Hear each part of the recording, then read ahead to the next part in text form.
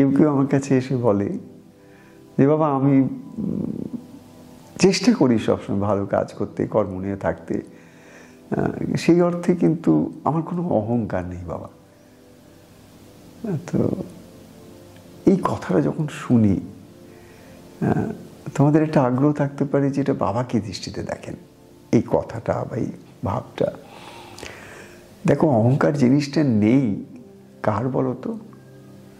একমাত্র উচ্চ থেকে উচ্চকোটি যোগীদের। তেমন অবস্থা যারা লাভ করেছেন কঠিন তপশ্চর্যার মাধ্যমে। কারণ অহংকার জিনিসটা জানবে আমাদের মধ্যে অনন্ত সংখ্যায় অসুর বাস করছে। এই সব অসুরদের যিনি অধিপতি, যেখান থেকে সমস্ত আসরিক বৃত্তিগুলো তামসিক, রাজসিক, নানান কম্বিনেশনস করো, এগুলো সমস্ত আমাদের মধ্যে থেকে প্রতিনিয়ত এক্সপ্রেসড হচ্ছে। কিন্তু এগুলোর ফাউন্ডেশন, এগুলো রয়েছে কোথায়? অহংকারে। অহংটা কি না, আমি যে একটা দেহবুদ্ধি সম্পন্ন মানুষ আর সবাই আমার থেকে আলাদা। যে মুহূর্তে আমি আলাদা হলাম, আমি ছায়া হয়ে গেলাম, আমি তো কায়া আর থাকলাম না। এই যে কায়া কোনটাকে বলি, যেটা রিয়ালিটি অরিজিনাল, যেটা ছায়া কোনটাকে বলি, যেটাকে আমার শ্যাডো বলি। আমার দেয়ালে যখন লাইট পড়ে তখন শ্যাডো পড়ে, তো শ্যাডোটা তো অরিজিনাল নয়। ঠিক তেমনি আমাদের একটা শ্যাডো সিউডো এক্সিস্টেন্স আছে, সেটা নিয়েই কিন্তু আমরা জগতে বিচরণ করি। যে মুহূর্ত থেকে আমাদের, হিন্দিতে বলে না জব সে হোশ সম্ভালা, যে মুহূর্ত থেকে আমাদের জীবনে চেতনার আলোক এলো, সেইভাবে যেখান থেকে আমি নিজেকে নিজে একটু আলাদা করে একটা ছোট্ট শিশুর কিন্তু কোনো অহংকার নেই। একটা সিম্পল উদাহরণ, একটা ছোট্ট শিশুর কিন্তু কোনো অহংকার নেই। কী করে আমরা বুঝি? ওর কোনো ইন্ডিভিজুয়ালিটি নেই, ওর কোনো ইন্ডিভিজুয়াল ওপিনিয়নিং নেই। ওর মধ্যে দেখবে একটা স্বতঃস্ফূর্ততা, এই একটা কিছু ওর এক্ষুনি চাই, সেটা তক্ষুনি না দিলেই চিৎকার চেঁচামেচি। আবার পেলো, কিছুক্ষণ খেললো, ফেলে দিয়ে চলে গেল, ওটার কিচ্ছু মনে নেই। ক্লিঙ্গিং করে না, কোনো কিছুকে আঁকড়ে ধরছে না, সব কিছুর মধ্যে আছে, সব কিছুর থেকে আলাদা। এইটাই যখন উচ্চকোটির যোগীরা কী করছেন, তারা ওই ছোট্ট শিশুর মতন যে একটা সহজ সরল স্বতঃস্ফূর্ত যে একটা আমাদের অন্তঃপ্রকৃতি, যেটা শুদ্ধ থেকে শুদ্ধতর, সেই আত্মার যে একটা নিজস্বতা আছে, সেই জিনিসটা তারা ওই অবস্থায় গিয়ে লাভ করতে পারেন। কখন? যখন তাদের আত্মদর্শন হয়, যাকে আমরা অন্য ভাষায় বলি ঈশ্বর দর্শন। ঈশ্বর দর্শন আর আত্মা দর্শন বা আত্মদর্শন একই জিনিস। যতক্ষণ না আমি আমার সেই শুদ্ধ পবিত্র স্বরূপকে দেখছি, ততক্ষণ পর্যন্ত আমার দর্শন হয়নি। আমি বিভিন্ন রকম ছোট ছোট দর্শন করে যাচ্ছি, কিন্তু আলটিমেট রিয়ালিটি যেটা, সেটা একমাত্র আত্মদর্শনেই সম্ভব। আর এই আত্মদর্শনের জায়গাটা যদি তুমি আসো, তাহলে আস্তে আস্তে কী করছে, তোমার যেটা অহংকার নিয়ে তুমি এই জগতে বিচরণ করছো, সংসারে আছো, বিভিন্ন কর্তব্য কর্মের মধ্যে আছো, এই সবগুলো সম্ভব হচ্ছে যেহেতু তোমার অহংকার আছে। তোমার কোনো কর্তব্যই তুমি করতে পারবে না, পিতা হিসেবে, মাতা হিসেবে, বোন হিসেবে, ভাই হিসেবে, কর্তা হিসেবে কোনো কিছু করতে পারবে না। তোমার কর্তৃত্ব জ্ঞানের উৎসই আছে তোমার অহংকারে। তুমি যে ভাবো এটা আমাকে করতে হবে, আমি যদি না করি কে দেখবে? আমাকে একজন ডাক্তার বলেছিল যে বাবা, আমি যদি আমার সংসারকে না দেখি, আমি যদি জঙ্গলে গিয়ে বসে থাকি, তাহলে আমার সংসার চলবে? বা আমি যদি কালকে মরে যাই, তাহলে আমার সংসার চলবে? এইটা তার যে ভাবটা, এই যে তার বিশ্বাসটা, এটা কিন্তু অহংকারের উপর দাঁড়িয়ে আছে, যে সেই সংসারটাকে চালায়। প্রত্যেকটা সংসারী মানুষ তার নিজের কর্তব্যগুলোকে ভেবে নেয়, এইগুলো না করলে কিছুই হবে না, কেউ থাকবে না, বা কোনো কিছু ঠিক মতন চলবে না। এই সমস্ত কিছুর উৎস কিন্তু কোথা থেকে আসছে আমার ইভেন কর্তব্যবোধটাও আমার অহংকার। যদি বলো অ্যারোগেন্সটা আমার অহংকার, আমার দম্ভ, আমার অহংকার যেটাকে আমরা বলি, সেটাও যদি অহংকার, এই যে কর্তব্যবোধরূপী যে অসুর, সেটাও কিন্তু অহংকার। আমাদের এমন কিছু নেই জীবনে যেটা আমাদের অহংকার প্রসূত নয়, অহংকার থেকে জন্ম হয়নি। কিন্তু মনে রাখতে হবে, এই অহংকার আমাদের মানুষের মধ্যে আছে বলেই একটা সময় আসে, নানান রকম ঘাত প্রতিঘাতের মধ্যে দিয়ে এখানে ঠেকতে ওখানে ঠেকতে ঠেকতে একটা সময় আসে, ঠেকারূপী গুরু আমাদের অনেক শিক্ষায় শিক্ষিত করে, মার্জিত করে, একটু একটু করে সেই পরম সত্যের দিকে কিন্তু নিয়ে যাচ্ছেন। অহংকার যার নেই, সে কোনোদিন সেই উন্নত অবস্থা লাভ করতে পারবে না। তার কারণ এই অহংকার দিয়েই এই জগতের মধ্যে বিচরণ করতে করতে সে নানান রকম ভালো মন্দ সুখ কুখ, সফলতা বিফলতা, নানান রকম প্রাকৃতিক অবস্থার মধ্যে দিয়ে সে যাবে, কি আলটিমেটলি সে একটা দিন রিয়েলাইজ করবে এত কিছু তো করলাম, কিন্তু আলটিমেটলি কি পেলাম, আমি কি পেলাম? এই প্রশ্নের সাথে সাথে তার আরেকটা প্রশ্ন আসবে, এর ছাড়া আমি যা কিছু করেছি, যা কিছু পেয়েছি, এটাকে যদি একটা দাঁড়িপাল্লার একটা সাইডে তুলি, তাহলে আরেকটা খালি পাল্লায় কোনটাকে তুলব?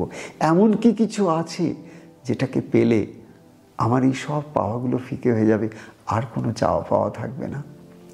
এই রকম একটা গভীর অভিপ্সাদ থেকে, একটা গভীর কোয়েস্ট থেকে, একটা গভীর একটা অন্তরের প্রশ্ন থেকে একটা মানুষের মধ্যে ওই অহংকারের ঊর্ধ্বে যে আরেকটা উন্নত অহংকার আছে, যে অহংকার কিন্তু সব কিছুর মধ্যে আরও একটা উন্নত মানের কোনো মানে খুঁজছে, অর্থ খুঁজছে, পারপাস খুঁজছে জীবনের, সেও কিন্তু অহংকারের গতি।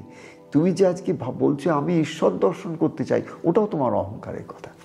তুমি যে বলছো আচ্ছা বাবা কত জব করবো বলুন তো, ওটাও অহংকার বলছে।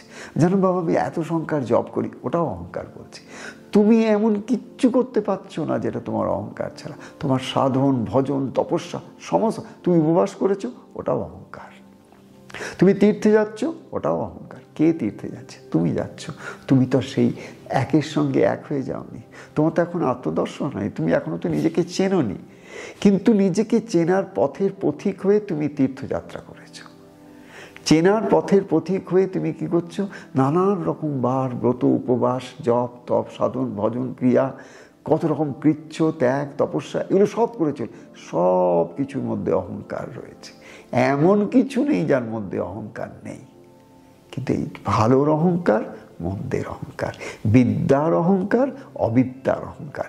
যেখানে বিদ্যার অহংকার সে তোমাকে ঈশ্বরের দিকে, সেই অহংকারই তোমাকে অহংমুক্ত করে ঈশ্বরের দিকে নিয়ে যাবে। আর অবিদ্যার অহংকার কি করবে? তোমাকে এই সংসারে বাঁধবে, নানান রকম আসক্তির মধ্যে বাঁধবে, নানান রকম তোমার মধ্যে সেই সমস্ত ভাব আসবে যেগুলো তামসিক রাজসিক ভাব, তোমাকে আরও আরও বেশি সংসারের মধ্যে জড়িয়ে দেওয়ার জন্য ভাব আসবে। সেখানে তুমি অহংকারে কিন্তু ঢুকে গেছো। তো এই দুটো দিক যদি আমরা দেখি, তাহলে উদ্দেশ্য আমাদের জীবনে কি হলো?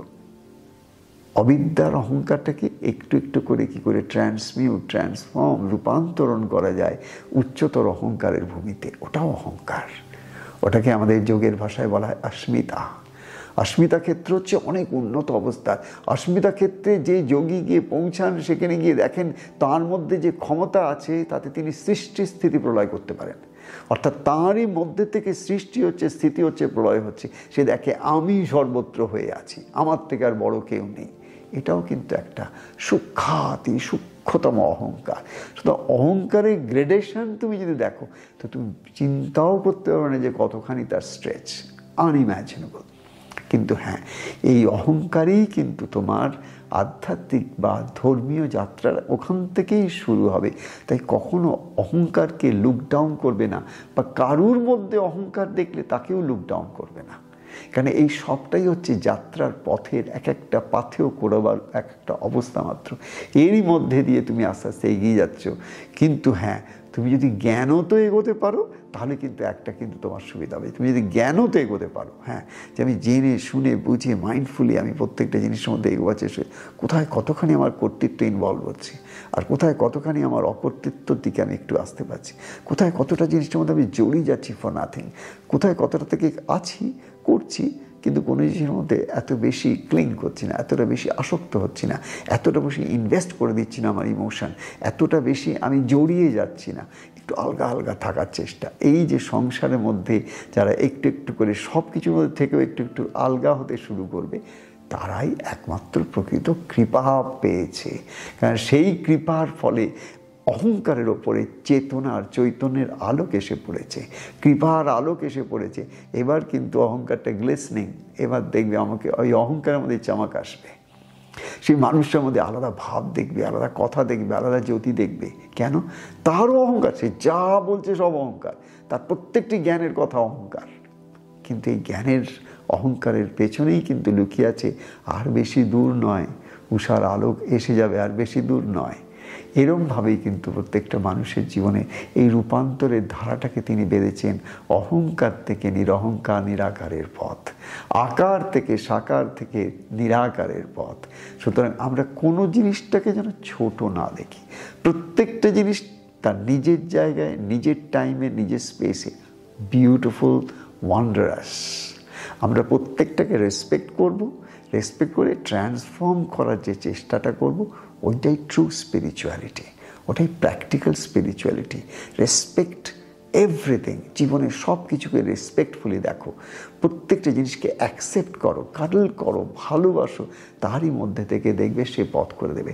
যত রেসিস্ট করবে, যত ছাড়ার চেষ্টা করবে, যত অ্যাভয়েড করবে, যত ভাববে এই জিনিসগুলোকে আমায় সব ত্যাগ করতে হবে, হ্যান করতে হবে, ত্যান করতে হবে, এই দেখবি সব কিছুর মধ্যে জড়িয়ে যাবে।